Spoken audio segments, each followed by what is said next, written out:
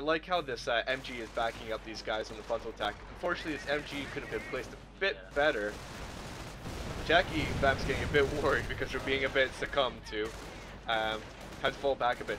But I've got 2 snipers. Now, snipers are absolutely amazing here. Per volley, I am taking out 2 guys at once. These stormtroopers falling on a mine, providing a little suppressive power so they can't get across to us. And these snipers, like I said, just taking shots on these guys. Our forces are taking casualties. Paratroopers just stalling them there. Like, I was starting to get worried when five squads came up. I was like, oh no, but I lost one squad. Exactly, and that was pretty cool. Right there, as you guys could notice, the recoilless rifle taking 3 guys out. Now, as you guys know from this game, there's quite a luck factor or chance factor that goes into this. It's quite funny that one rocket could take out 3 guys, most likely because recoilless rifles, funnily enough, have a small blast when they hit the ground, and those guys are a bit clumped up, so taking them out. Now this MG's probably giving a little bit of suppressive fire. I see that, so both my snipers coming up to respond to this little threat. Boom, one taken out, and finally the other one taken out. So as I said, these snipers are very useful. This is a very good strategy to use. I totally recommend it to all of you guys. And I know I haven't mentioned it yet, but I will be going for armor doctrine. The reason I do this is because I am going for tanks, rushing for tanks, and the armor doctrine is totally supportive of that. So you get your war machine, you get your field repairs, you get Calliopes and Pershing. So pretty good mix. And as you guys can see, first Sherman coming out, unupgraded, but I will be upgrading it quite soon. Just one more note that I like to make is that I got a triage center. The reason I've done this is because snipers don't have any way to heal themselves. So triage center in your base is very nice at healing your guys. And as you guys can see, just going to be pushing on the left hand side because I know they don't have much. We're okay on the right hand side, so we might as well be doing something over here and trying to deprive them of their resources. Now, as you guys can see, I'm taking a bit of fire from the anti-tank and just got to get out of there. Got 3 engineer squads to repair my tank, all with flamethrowers. I see that I'm getting a bit of shots taken from random snipers, so just gotta take them out. As you can see, he's gotta get the heck out of there. Just gets away. That's right. And we have a wee attack going on the right hand side. jackyvamps providing a little recoilless rifle attack over here. One shot with those recoilless rifles gets it down to a slimmer of health. The shimwagon. Exactly. One shot can take almost out a shimwagon. So yeah, pretty good. As I said, these paratroopers providing a lot of anti-tank ability with their recoilless rifles. Now, I've got a wee attack coming here, trying to take out this MG. If you guys watch my how-to series on how to counter MGs in buildings, there are many ways to counter an MG, and funnily enough, here is a way to crawl your way to the building and try and take it out. And it actually works. And it actually works. I got close enough, and 2 flamethrowers is just massacring for the MG in the building. This is looking very bad. He has to get these grenadiers out of here. Just chase him down with a bunch of flamethrowers. Are you going to get out? He is out of there. So much damage. So much damage, that's right. If you look on the left-hand side, absolutely nothing left to defend all this territory. This is all totally open to us. And now, how is the Axis going to respond to this? What do you think, Jack?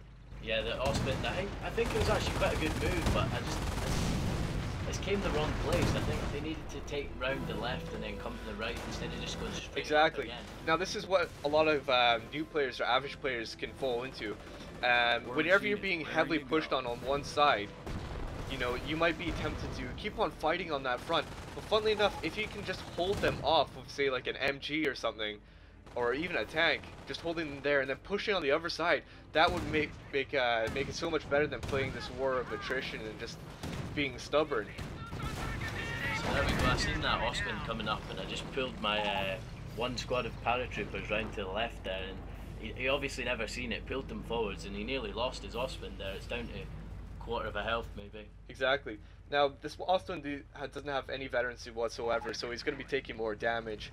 I like how they're getting tanks because we've got infantry. Infantry are especially susceptible to tank damage, but unfortunately, what he doesn't realize is that we have a lot of anti-tank. Yeah. I don't have much anti-tank, but jackyvamps is providing a lot of sticky bombs and a lot of paratroopers for the recoilless rifles. So as you guys can see, these things are going to be doing a lot of damage to tanks.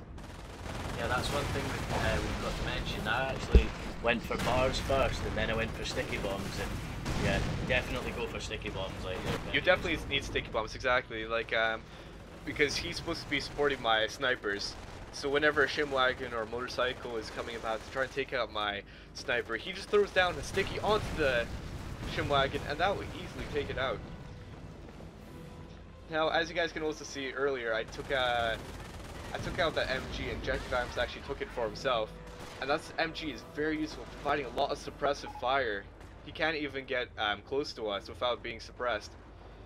And so just on the left-hand side, a lot of capturing taking place right now, mining down the area just in case he tries to come back and recap it, and you know, funnily enough, getting a bit of a surprise, a blast in his face. And I'm just gonna switch over to BoeserMensch and you know, just see what they're doing. Now, both of them, Mensch and Flie, went for Blitzkrieg. Now, I'm not going to agree with that. First off, because two doctrines, they can be very effective used together, but I think it'd be more optimal, or the best way to play the game would be to mix your abilities. For example, the Blitzkrieg doesn't have any artillery whatsoever.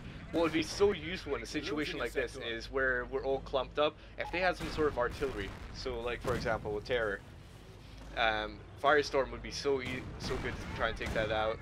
Even defensive with their barrage could be good to take that out. As you guys can see, recoilless rifles doing their job, taking on that Panzer IV. Yeah, I love that little move there. You coming up with the Sherman, and me just coming just behind with the recoilless rifles. So the Austin was maybe hitting the Sherman when really it should have been going for the recoilless rifles. And exactly, working as a team. Now in this game we had a lot of communications. If you guys have been watching the little chat, we were constantly talking to each other, letting each other know what's happening, what we're going to be doing. Make that key in your games. Now, a sniper going down to the grenade, that is such an unfortunate loss. Trying to retreat him out of there, but a bit too late. This Panzer IV being a bit too cocky and moving forward too much. Unfortunately, taken out by his AT guns. Yeah, now, Jack, can you tell me why you are getting AT guns? Yeah, so basically, we decided really for most of the time, if I go infantry, I'm going to get a motor pool. If I go paratroopers, I'm not so inclined to go motor pool. So basically, because I went airborne, I just got the AT gun down. Basically, after I got two squads of paratroopers down, and then exactly. So jackyvamps, like I said, he has no use for a motor pool. Reason why? Because we don't need greyhounds. I've got the tanks coming up. But the most important reason is because he's going airborne. He has these anti-tank guns which he can drop in anywhere on the map. So there's no point really in having a motor pool and trying to build AT guns from there when he has them in his abilities. Yep. So as you guys can see, just a mix of units. Had upgun Sherman being heavily supported by loads of flamethrower engineers. These are all my flamethrower engineers. As you guys can notice, as my strategy goes, I mostly spend my fuel on tanks. I completely do not get riflemen whatsoever. I only get snipers and engineers and tanks. So that leaves me a lot of ammunition free to put down mines, to get flamethrowers. So I take the opportunity to do that and just get lots of flamethrowers. So I got my first Calliope out, and providing a little harassing power. Now they are getting absolutely pushed back to their base. I think we can all know what the outcome is, but I absolutely love their persistence in trying to persevere and get through. Now I like what they're doing here. They're trying to push back what they've lost on this side. But jackyvamps, tell me how that must have felt like, Jack. Oh, I was loving this move. I just got the AT, and then I think I'd only just loaded the points onto the strafing run there. You just got strafing run. Yeah, just used it big blob. Away. Yeah, exactly. Strafing run, absolutely great for blobs of units. As you guys can see, I was initially afraid because all these anti-infantry guys were coming in to take me out. jackyvamps threw down a strafing run. I quickly came back, mopping up the rest of these guys, killing a lot. So huge losses for them. It's unfortunate that could have been more successful for them, but I suppose, you know, in a way you might be asking for it with by blobbing up your infantry. The strafing run pins them for so long as well. Like, pinned them there so long. You just need to retreat when that happens. They left them a bit too long. Exactly. Whenever you get pinned down, unless you know you're going to be absolutely fine, retreat otherwise. And now just putting down a little bit of mines in front of their base just to provide more hassling power, making the job a bit more annoying for them. Straight into that. Straight into that, taking a lot of damage. So we got quite a bit of control on the left-hand side, we got quite a bit of control on the right-hand side. So at this point in the game, this is going to be basically an annihilation, destroying his base. So how can we decide, or actually I'll ask Jack, how are we going to push in on these guys? Like what would be a good plan that we could push in and destroy their base completely? I think the best plan that we used here was the Shermans going in basically, doing the job, but with a bit of backup from the paratroopers, like, so I mean it was went in well, like, the Calliopes as well, softening them up just before that. Yep. So basically just using a force of guys. So that is what you're going to need when you're pushing in on the enemy base. You're going to be needing a big force of guys. Usually you try to blob up your guys, so your tanks or your strongest units, and just moving in at once, so one pushing wave. But right now, at the moment, we've got a bit of stormtroopers trying to make a push forward. Unfortunately, getting a bit caught out, being suppressed. They should really try to use their camouflage to their maximum ability. I think they actually did have camouflage, but a sniper nearby revealed them. So quite unfortunate for them. Yeah, I think there was two snipers actually. One of them, yeah, exactly. There's two snipers. One got killed. But what I'm trying to do is use the sniper to provide a bit of sight range for my Calliope, so I know where to strike. So here go for a bit of a hero run actually. Just take them right into the base, get a bit of sight, and then I'm pretty sure I bring and here we go, a Calliope. Strafing run at the same time as well. Now, as you guys notice, there's a bit of a strafing run that happened there. And a Calliope barrage trying to take out these guys. Pin them, and then and then these guys throwing down, these paratroopers throwing down a wee satchel charge. Also, there goes the blast. Unfortunately not killing, oh, actually taking out one stormtrooper squad, very nice. Now I'm just going to quickly switch on over to BoeserMensch. Let's look at his resources. He has not that many, except for manpower. Now the reason he's going to be going for manpower is that he's saving up for a Tiger.